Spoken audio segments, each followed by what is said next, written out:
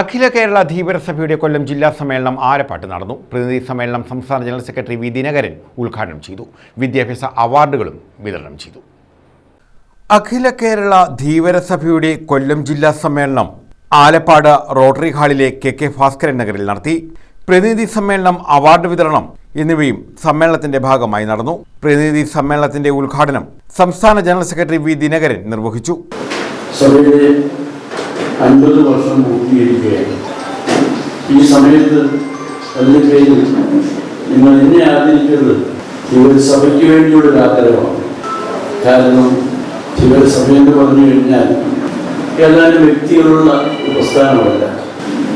ആദ്യകാലം മുതൽ തന്നെ കൂട്ടായ നേതൃത്വവും കൂട്ടായ പ്രവർത്തനവുമാണ്.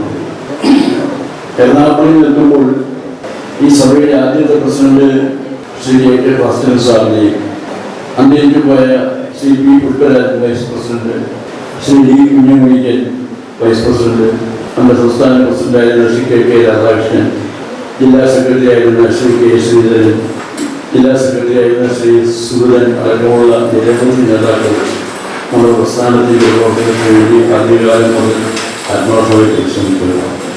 ജില്ലാ പ്രസിഡന്റ് യു രാജു അധ്യക്ഷത വഹിച്ചു.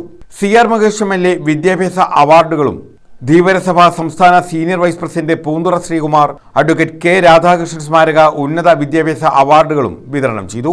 ആലപ്പാട് ഗ്രാമപഞ്ചായത്ത് പ്രസിഡന്റ് യു ഉല്ലാസ്, ധീവരസഭ സംസ്ഥാന കമ്മിറ്റി സെക്രട്ടറി ജെ വിശ്വംഭരൻ എന്നിവർ മുഖ്യ പ്രഭാഷണം നടത്തി. D Chidambaran, Shirley Sreekumar, Praseethakumari, M Vatsalan, Kavil Baby, K Sarathchandran, R Balachandran, P Vibhu, advocate Jeevan, K Narmada, L Shobha, K Sasikala എന്നിവർ പങ്കെടുത്തു. News bureau, Ochira.